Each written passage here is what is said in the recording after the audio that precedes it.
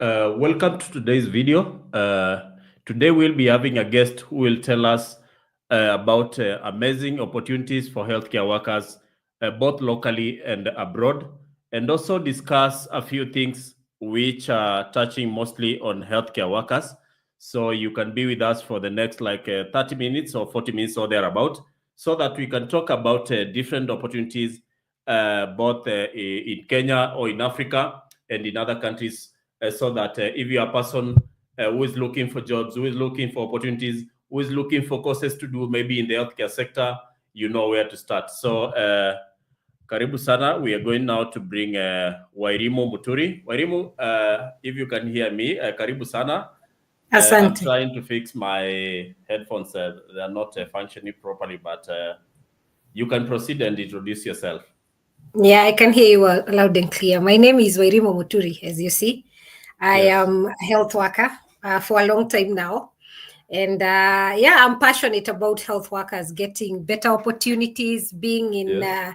more fruitful spaces, and Uh, doing just more than what is traditionally done everywhere in the world. Like you go to college, get a job in a hospital, and then retire and eat your pension. So I do not believe in that like natural course of things. And that is why I keep eliciting discussions and sharing information and really eliciting people's emotions related to healthcare work and opportunities as such. mhm. Yeah. So, you can briefly tell us your journey into the healthcare sector, because I saw your videos about you did your nursing somewhere in Nakuru, if I'm not wrong. Yeah, You can start from that one. yeah, I think I've told the story in TikTok. I started as a nurse. That was my first training. I trained as a Kenya registered community health nurse in MTC Nakuru. After which, like any other person, I found a job in a rural dispensary where I earned 6,000 Kenya shillings. And I did that Wow. for some time. Yeah, I did that for some time. And then I left and I went to the private sector. I have worked Okay. with quite a number of hospitals here in Nairobi, in Mombasa. Mm, But later on, I joined the NGO sector, and that is what I've been doing until now. And really, joining the NGO sector got me off the clinical practice. So I do more than clinical practice now. And I also went back to school, did public health, mastered management. So yeah, that is who I am in terms of education. okay. And if you look at that, you realize I've interacted with the public, private, and NGO. So I know something about all these three. And I feel Okay. confident that when I speak about health workers, I encounter enough of them every day. And I encounter quite a lot of information related to health workforce. I also work in health system strengthening. And when you work in health system strengthening, you know that health workforce is something you interact with every day. And so Yes. I am very, very passionate about getting health workers better opportunities and making them just more fruitful than just the The normal bedside. and the bedside. Okay. Yeah. So I also understand you are able to also work outside the country, and you might have some insight about opportunities for healthcare workers, maybe abroad. Yeah, I really have worked outside the country, in many countries indeed, but I have not done the regular thing where people do their NCLEX and go to the US. I have not worked in that setting because, as I said, after I did my public health, I went back to the NGO. And so when you work in NGO, you work in countries that are in distress. So I worked in Sierra Leone, I worked in Bangladesh, I worked in Yemen, I worked in Somalia. So I have an insight. And right now I work at a regional level. So I am able to see more countries than one. I have also, I said in my spaces, there are so many health workers. And for that reason, I get to interact with people who have also followed that path of going abroad. Okay. And I have seen how their lives transform. I know a person we worked with in one of the hospitals, and you could see they are really struggling, not just because of money. They're also struggling in getting their careers to take off. Because when you are in the bedside, there is a way people brand you that this is it. You do bedside and you get your 30,000, 50,000, and that's about it. And that person changes course and goes, let's say, to the US. And in the US, you find that person goes back to school, gets a specialty. That person earns money that is commensurate to the services they give. And at the end of the day, you realize that that person, their life changes. And I think we should face it. Here in Kenya, we do not go to school just to know.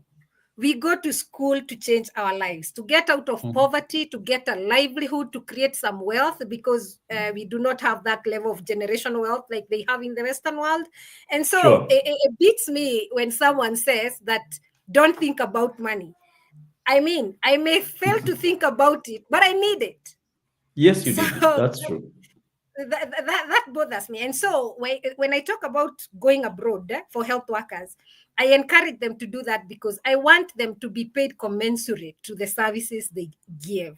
And I want to see them doing well. I want to see them getting out of poverty, having a better life. And only then we can come back to this country and be able to offer services for free in the dispensary next door. But you cannot tell me that a nurse has qualified today and they're supposed to be going to that dispensary earning 6,000 every month, and they're supposed to be sane. How can they be sane? So when I talk about people going abroad, I think the pathways are clear, very clear, on what you can do, what exams you need to do, which countries are paying. And I cannot stop doing this. I encourage all cadres. If you can find your way out of here, do not hesitate to go. All cadres, you mean all cadres in the healthcare field? Be it nurses, be it... field. Yeah, all cadres. But, people say that when we go to these countries in the West, we are brain draining, we are leaving the countries without people. But that is not true, because we know very well that we have trained more than we can absorb here in Kenya. And I keep saying, South Africa exports gold because that's what they have. Botswana exports diamonds because that's what they have. Here in Kenya, what we have is youth who are educated. And so there is nothing wrong with us exporting that which we have, which is human resource that is competent. So, I mean, if you find your way to another country where you can earn more money and you can do better, then why not? Yeah. So I guess in point for registered nurses, how is the pathway? Because I know you've not been in the journey, but I understand with the vast knowledge you have and experience, the challenges which they go through. How is the pathway? I just know they need to do an NCLEX exam. And I think like right now, there's a lot of visa retrogression. Can you be able to expand on what you know about that? Yeah, most definitely. I think for the registered nurses, it is straightforward. When you finish, you have to get your papers done, credentials done, and that is done by CGFNS if you want to go to the US, or it is done by NNAS if you want to go to Canada. So you have to send your papers for credentialing, and it is not you who sends, it is your school that sends, but you have to initiate the process and you have to pay some money for it. I keep saying sometimes here in Africa, we don't have that kind of money that we can be able to sponsor ourselves or through. So that is why the agencies are here. And I think there's quite a number of agencies. There is Avant, there is MedPro, there is Interstaff, there is O-Grade Payton, there is Passport USA. Passport USA, yeah. Sure. Yeah, all these ones are taking people to the US. The terms and conditions can be different, but for me, I keep saying, whatever this agent gives you with the right hand, the other agency takes it with the left hand. I mean, it is just, they're trying just to balance, but they're almost offering almost the same thing. But what I know is that if you're sponsoring yourself, it can be very, very expensive. And also, even if you sponsor yourself to do that NCLEX, you will at some point still require someone to file for you or the immigration work, because the embassies are not easy. So I advise people to sign up with an agency, get your papers, credentials done, and then once credentials are done, then you take your NCLEX. Not easy at all, but we have very good success rate here in Kenya than many other countries. I've spoken to people in the West, especially the white people, and they tell you, I did that exam like 6 times. And Kenyans are here walking in and doing it once and passing. So you have a good chance of passing. And even if you have failed, give it another shot. Give it another shot. There is no need to give up. take your NCLEX again. And once you do your NCLEX, your papers will be filed with the American Embassy or Canadian Embassy or whichever embassy you want to work with. And the waiting starts. What the trick here is to make sure you're in the queue, because it's only when you're in the queue that you can be reached at. If you're not in the queue, you cannot be reached at. So even if retrogression is going to 2019, just go ahead and be in the queue. Because if you look at mainland China and India, I think India right now they're in 2012. So 2012. maybe in future we will be that India, we will be that mainland China. So put yourself in line as early as now. And then wait, because even if you don't do the NCLEX, even if you do not put yourself in the line, you'll still be here in Kenya waiting. So why do you want to put yourself? You'd better be in the queue. You better do the NCLEX and start the process. Perfect. Be in the queue, and then when you're in the queue, is only then that you can be reached at. So I encourage people, especially the younger you are, the easier it is.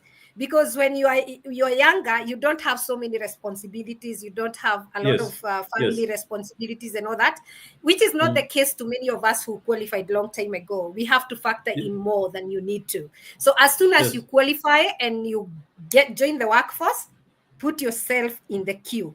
And by all means, nursing in the US is extremely rewarding in all measures. It's extremely, sorry? Rewarding. Rewarding. Yeah, it is extremely rewarding. So go there. I visited US at some point, but I just went to a business meeting, this NGO thing. And one thing for sure that I noticed in the state that I went, every other place, they were hiring someone. We are hiring, we are hiring, we are hiring, including the hospitals and non-hospital establishments. So that tells you there are many opportunities with less people. And if there are many opportunities with less people, then means you have the power to negotiate when you have a skill, which is not the case here. Here we have extremely qualified and skilled personnel, but they lack the power to negotiate because we are so many of us. And so that is how hospital get away with paying nurses 20,000. So if you want to have that career and enjoy it, go where your skills are revered. And I believe the West does that. I think also there is also the pathway to Germany. Many people keep saying that Germany, you don't know the language, you don't know what and all that. But if you need something so bad, you will pursue it. So if studying German for 6 months will change your life, then go for it. I mean, if you studied all the anatomy and physiology and your brain can hold that, if you studied all the pharmacology and you have it in your head, what is German that you cannot get it? So if you're out there and wondering this queue for the US is too long, then just go to Goethe Institute, enroll for your German training, learn your German, put in your papers for Chancenkarte, or even look for a school or something that takes you to Germany. And why not? You can still go there and start your career. And the good thing with the West, being in Canada does not stop you from going to US. Being in the US does not stop you from going anywhere else. So wherever entry point you use, you're still at an advantage than when you're away. And I'll tell people something that I've learned working in the NGO sector. We are very, very competent here in Africa. We have the best brain there is. But our passport does not support us for too much. That means if you're able to get another passport, you diversify your opportunities. So that means to get another country's passport, sorry? Yeah, for example, if I had a US passport right now, I would ask for jobs that I cannot be able to get from here with my passport. There are some places I cannot enter. There are some countries who will straight up say, you cannot come here with that passport. And that changes once you have more than one passport. So with my Kenyan passport, there are an array of countries that I can go with it without needing a visa or without needing so much scrutiny. If I have another passport, let's say a US passport, I increase the number of those countries, maybe threefold. I can go to so many places, live and work because I have an alternative passport. So especially for the older health workers, I keep telling them, get your children another passport. It will help. So if you don't want to take that NCLEX for you, then you can take it for your family. Yes, that's true. Yeah. So what about other countries? Maybe because I also understand at some point you are working in the I don't know whether it's the Far East or the Middle East. I can't remember what you are saying in your videos. Are there also opportunities for healthcare workers, maybe in countries like, is it Saudi Arabia you are in? I'm forgetting the country. No, actually, in the Middle East, I have worked for Yemen, and I have also worked Yemen. for. Right now, I work for the larger Middle East, meaning I interact with quite a number of countries. But really, I have not done clinical practice there. But I know that there are countries that require nurses, like Qatar, like Saudi Arabia. I believe Lebanon. Now it's not the same anymore because Lebanon has changed greatly, and even Jordan. But my favorite, of course, will always be Qatar. I don't know why. I just like Qatar. I find it more open and more civilized in a way. I also have a friend who works there as a nurse from South Africa, and she works in Qatar as a nurse, and she has a very good deal. And I think I'll say it here. She earns a salary of $6,000 every month. They give her a house to stay in.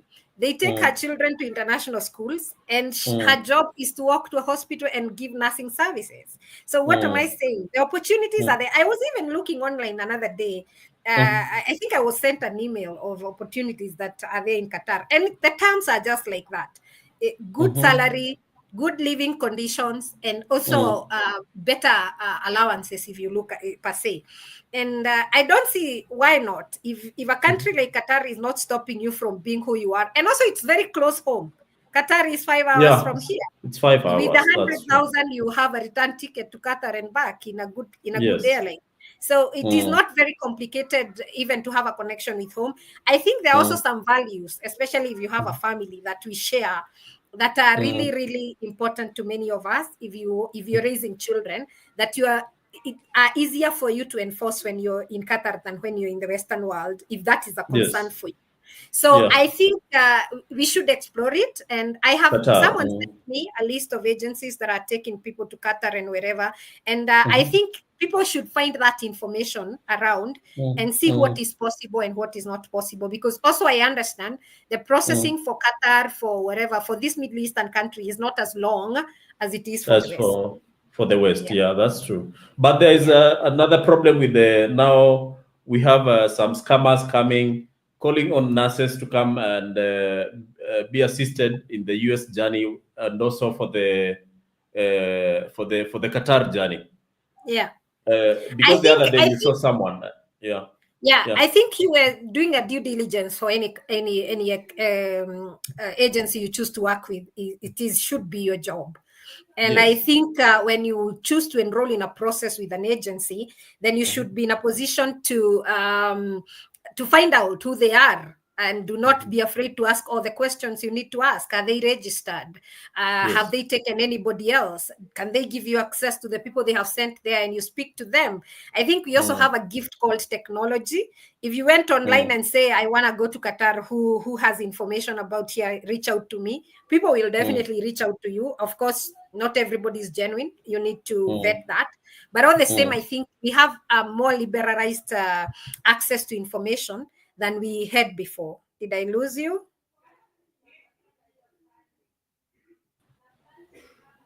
Yes, I'm back. Okay. Network. So I think you can do your due diligence, and I think it's a viable pathway. But with challenges like such, you can be scammed, you can be what. But again, before you give someone your 100,000 as commission, you need to know that what you're dealing with is completely genuine. And sometimes it's better not to pay than to pay to something you're not sure of.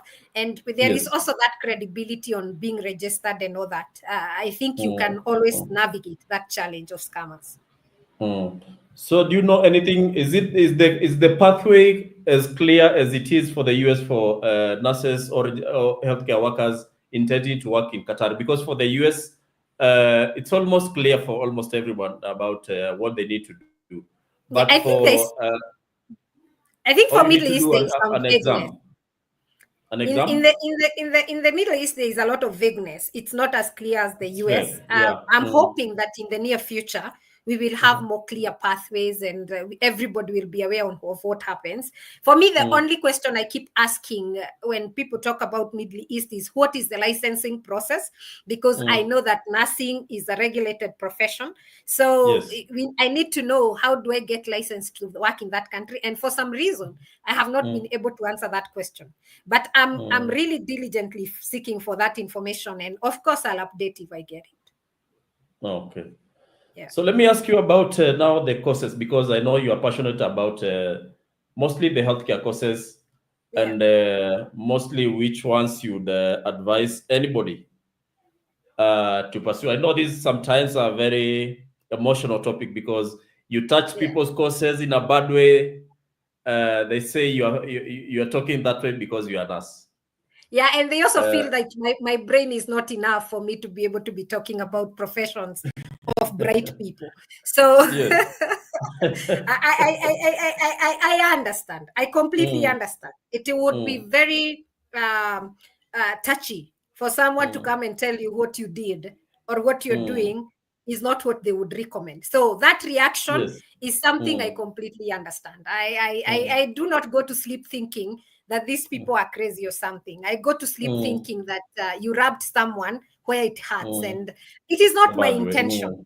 But I really feel bad when I see parents, especially, taking their children to school, promise that immediately after you leave this, once you take this course, it is settled. It's guaranteed. You're going to have a job. You're going to get out and get a good salary.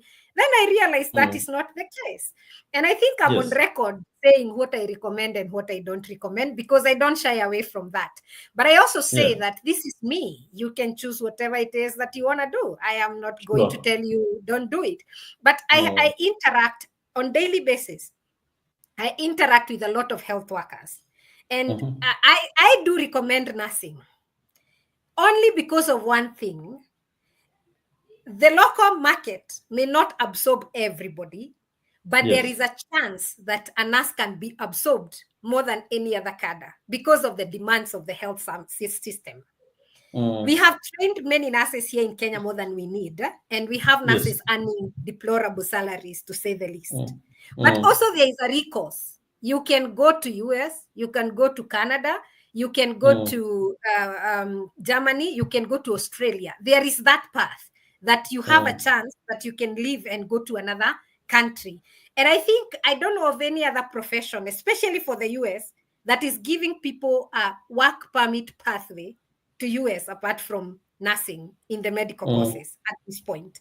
So that one, for only that one reason, I recommend nursing. And I tell people, if you're going to school to do your nursing to come out here and practice, you will be frustrated.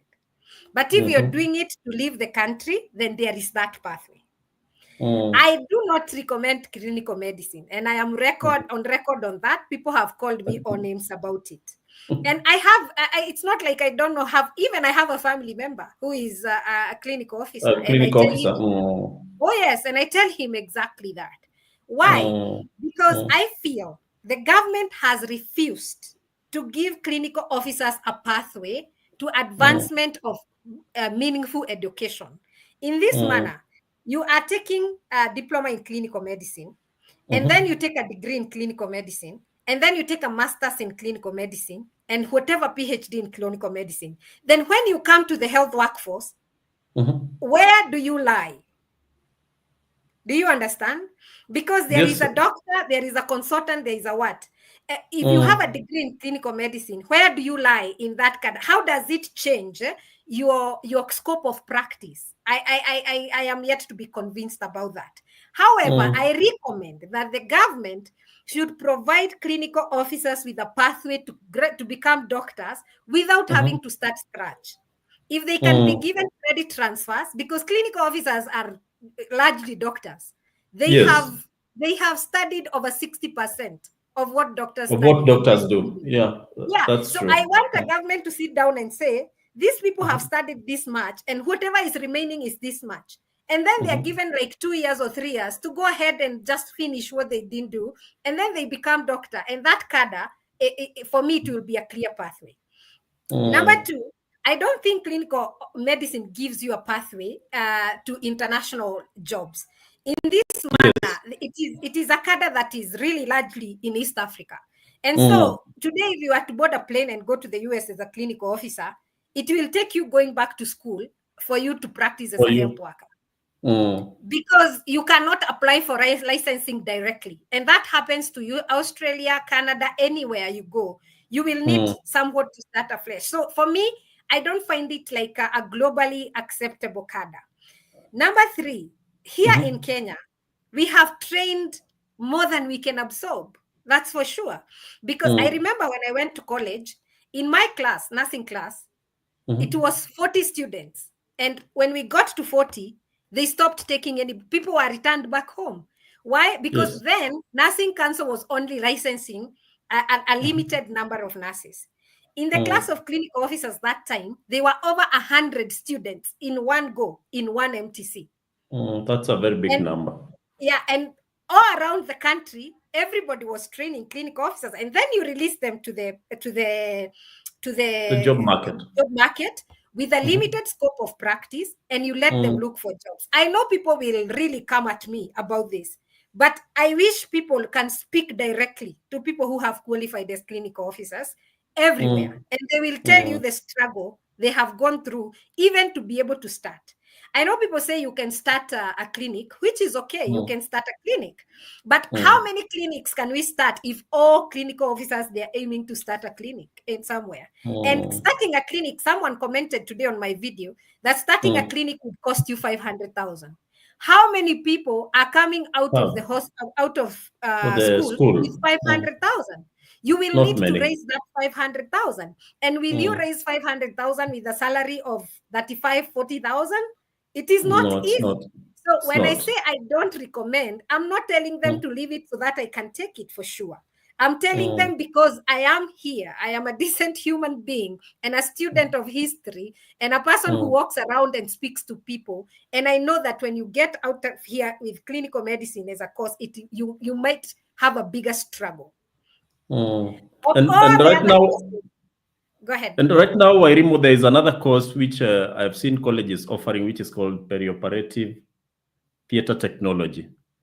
And I've seen many private colleges offering that course at basic level. How will those people be? They got me into trouble when I talked about it. Yes, I saw that video. Yeah, they got me into trouble because this is my question. I do not dispute that perioperative theater technology is a skill that is valuable to the health system. But again, there is a specialty for nurses for perioperative theater technology. So nurses are taking it as a specialty. Over the years, for me, even when I was training, there was no much of perioperative theater technology on day-to-day running of the theater. Much of it was being done. They were working much in the CSSD, managing the instruments and all that and all that. In one hospital, you will find like they have employed 2. In a district hospital, for me, I trained in a provincial hospital, and they were less than 5. And they were not really trained perioperative theater technologists people. They were people who have been in theater for a long time, and they have been trained on job on how to do it. And then this was introduced. Let us even assume that they continue training. If one hospital, a major hospital, can take, let's say, 10, what will happen to all the other people who are trained with this course, and they're supposed to work in this one specific department, very specific. They're supposed to work in a major theater. How many major theaters do we have that are going to assimilate all the people that we are training? And number 2, if you are the one who has a hospital, there is a nurse with a specialty in perioperative theater technology. And there is this one person who has done perioperative theater technology. Who do you employ? You employ a person who can turn to the left and right, who can do more than one thing. And I think that is a reality in any business. So my only issue is that you can train all these people, but once they get out here, it will not be easy because they have this one specific department they are working in. They have competition from the specialized nurses.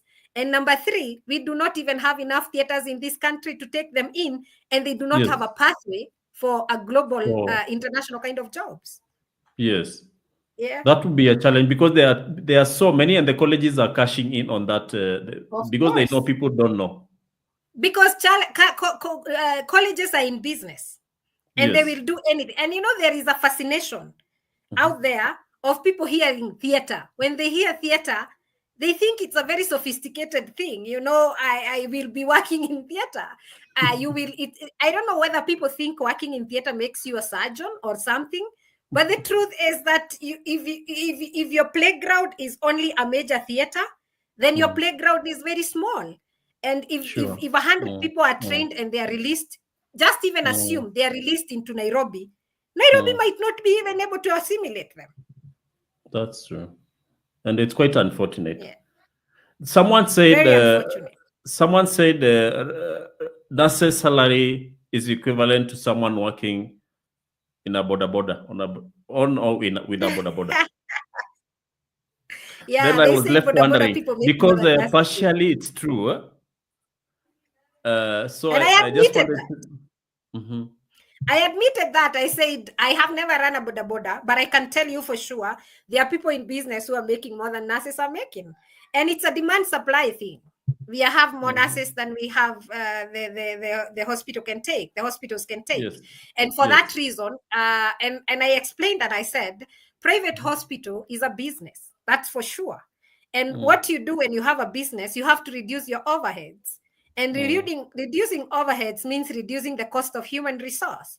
Reducing the cost of human resource, you look at the cadre that has more people than any other. And for any given time, nurses will be employed more than any other person. So if you are able to reduce the salaries of nurses to 10, 20,000, then that means you make more money. So nurses are not well remunerated in this country. That's for sure.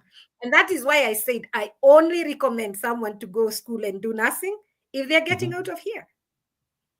Yeah. Quite unfortunate. Yeah. Maybe boda people can tell us how much they make. But if they make 20,000, there are nurses who are making that. That's for sure. But I also know there are nurses who are making 10,000.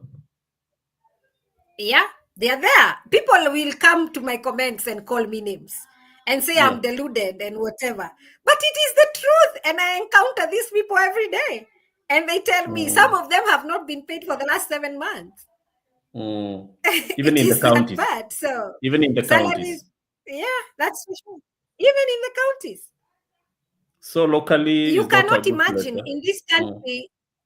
Yeah, this country is even playing around with ACADA. It's playing around with the doctor's salaries. I mean, if they're playing around with doctor's salaries, they'll play around with every other health worker's salaries, and including nurses. No matter how critical the CADA is, I don't think the politics of the day care. What they care about is that they remain in power.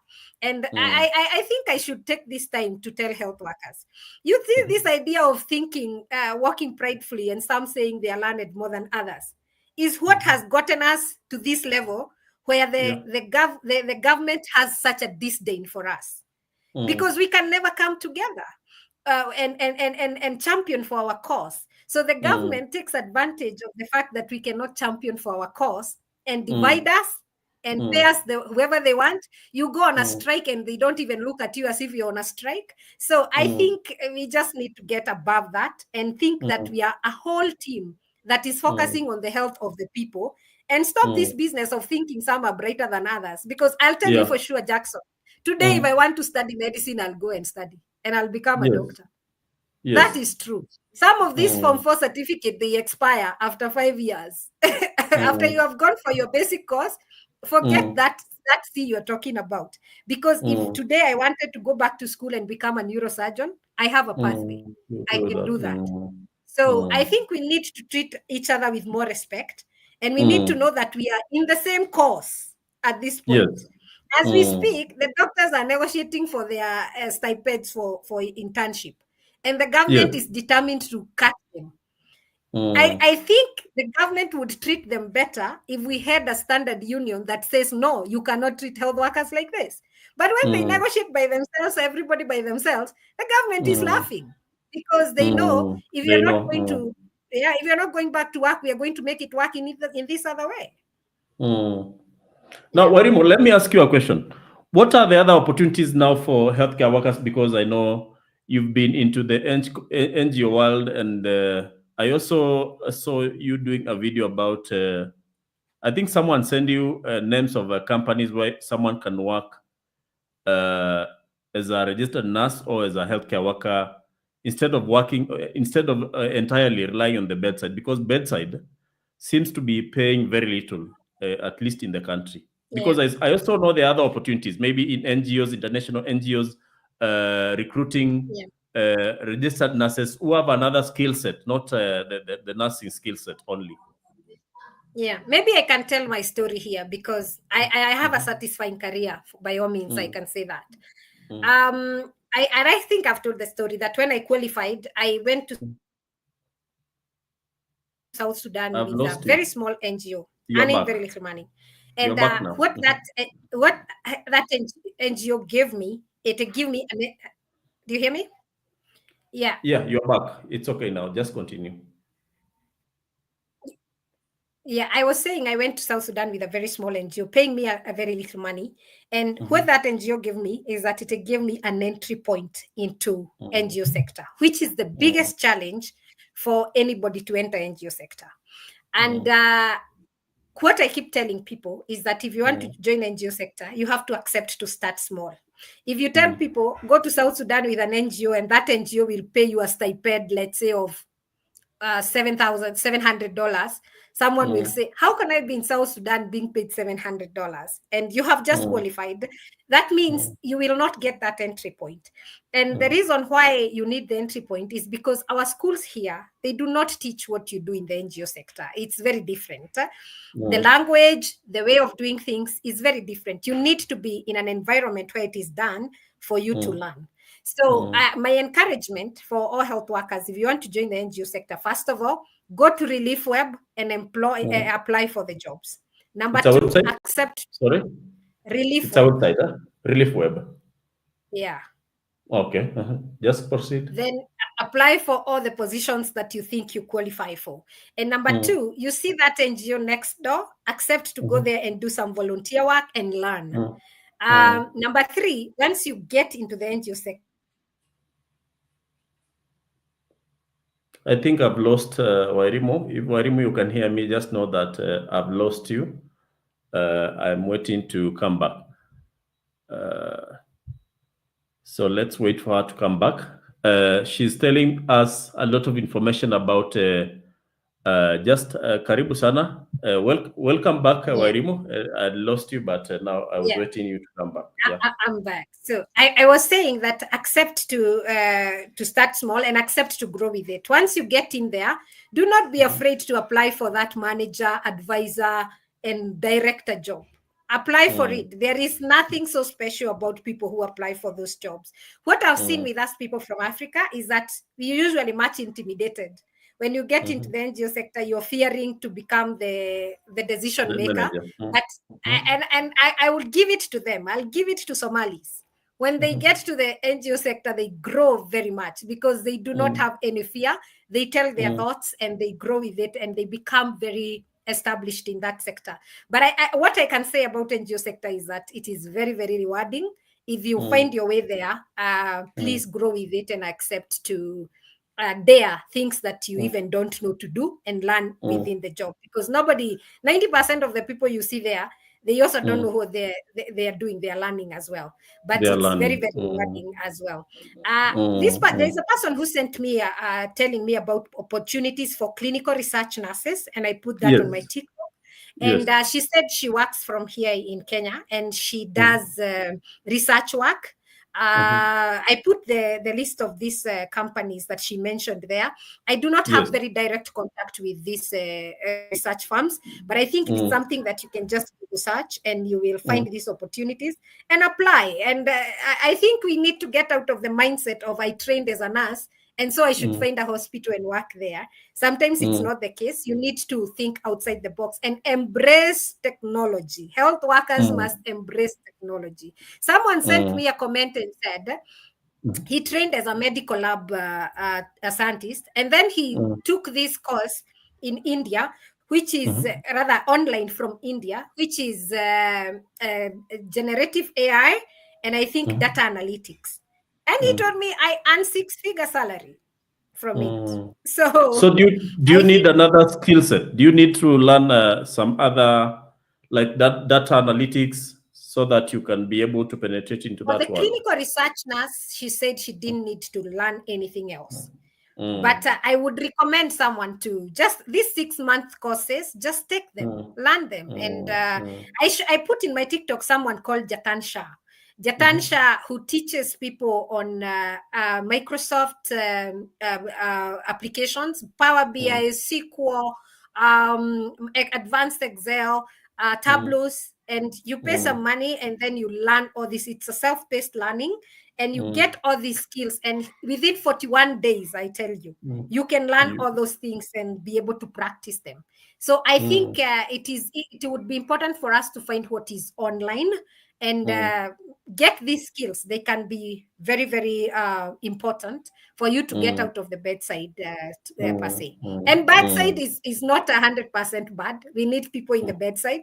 Only that sticking there for too long can be very frustrating. Sure. The languages. Yeah. You said the languages you need to do as a healthcare worker, because we relied on Kiswahili and English, and it is not being used as much. Yeah, when you have English and Kiswahili, you're locked out from half of the world, There is half of the world. For example, I work in the NGO sector, and I said I support from a regional level. There are some regions I see good opportunities and I cannot apply. I don't want to apply in places where they are French speaking because I cannot speak French. But if I had French with me, I bring a bigger scope of work to my side, because I am highly experienced humanitarian worker. But people will only take me in if I can speak their language. So I recommend French, I recommend Arabic, I recommend German, because it's a growing market now. And I think I recommend Chinese. And Chinese, really, it might not give you much in the NGO sector, but it can give you much in business per se. But in the NGO sector, I think if you have English, you have French, you have Arabic, and you have German. And if you want to work in the Americas, then you need to do some Spanish. Yeah. The Americas but language is Southern America. Southern America? Places like El Salvador, places like Venezuela, places like Puerto Rico, all these places, if you want to work there, then you need to have some level of Spanish. Spanish. Okay, we are about to. And I encourage all workers in the US to take the Spanish language, because they are so close to those places, they can easily get those jobs in the NGO sector. So having Spanish increases the scope of where you can work. Okay. I want to change a little bit.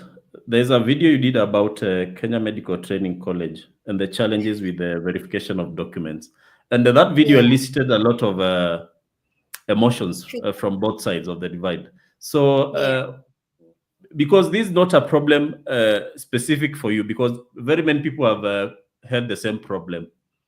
What was your experience? Because you complained I was very frustrated, to say the least, because I needed my transcript and people were going there, sitting on the bench like this, waiting for someone to come and serve you. And when they come, they're treating you, to be honest, and to lack of better words, they're treating you like a piece of crap.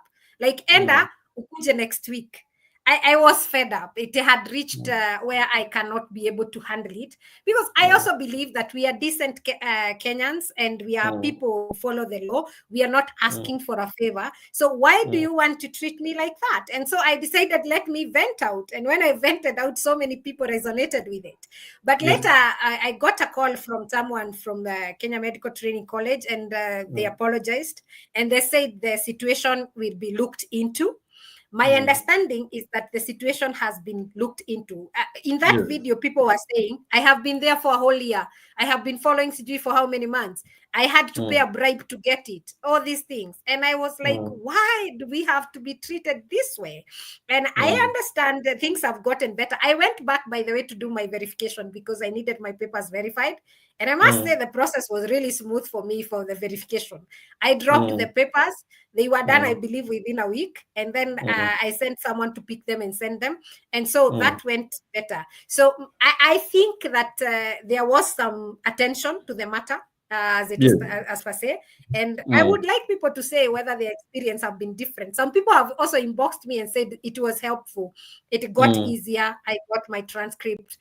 And I think that tells to the power of a platform. Like when you come out there and tell your story, so many people could be going through the same. And I think Kenya medical training is still a good college. But they need to fix the whole issue of frustrating their students and their alumni, which I think should be looked into. I studied there, and I know there are people who repeated 1 class 3 times. I mean, you shouldn't be treating it's also my former school, so I know. But right now, I think the CEO is doing something about it, because he's also devolving the whole thing of about transcript certificates to the college themselves. So if you studied in Nakuru, you are sent to people said Nakuru to do they're that. very people said he's a very good man, and I give it to him.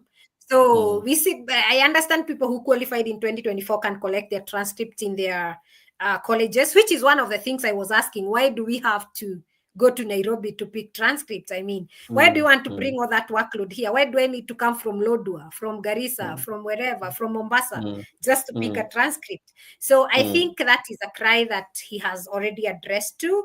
And I hope that in days to come, we can return the glory of Kenya Medical Training College. It was such a revered college. So I think we need that glory back. And I think also they need to sit down and rationalize the courses. Do not admit people to KMTC to do Kenya medical records, for heaven's sake. I mean, and a big don't number. do that. Yeah, don't do that, because you know that you're going to release these people to a place where they cannot get opportunities. So rationalize, make it a specialty course. For example, you have done your clinical medicine or your nursing or whatever, then specialize with this or that. Don't make it a primary course, because you're setting people up for frustrations. So I think the issue of rationalizing medical college, it is rather medical courses, is a discussion that the Ministry of Health need to pick up and look at it critically and see what can we do to make this better. Yeah. Because also we're having so many people with the medical knowledge walking around town. It is a threat, in my view. It is. Yeah, whatever skills they have in their hands are very valuable. And when people are frustrated, they can do anything. So you need to ask yourself, have we already trained enough of this cadre? And what can we do to make sure that these people are in a place where their knowledge is useful? Otherwise, if you continue just releasing like people like this, and in every 3 people you have a nurse or a clinical officer, it is not a good thing, even for a country.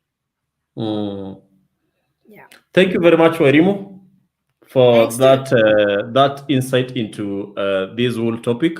If you get time anytime, you can talk to me so that we come back and address, because I know issues will keep on arising, because I'm able to read even the comments in your videos and see there's a lot of information we need to tell people. So thank you very much, Wairimu. Yeah. We can stop at that point, because we are 47 minutes in. Thanks for having me.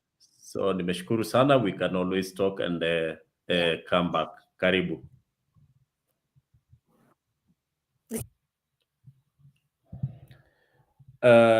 Thank you very much. Tumepata Wairimu. We'll be doing more and more of those videos. So if you have not subscribed, make sure that you subscribe to this channel. I'll also attach her channel down there so that you can come back later and go to her channel and see the work she's doing in TikTok and in YouTube, so that you also support her to be able to disseminate the kind of information she gives people about opportunities and things you can do with your education and work experience. Thank you very much, and have yourself a good evening.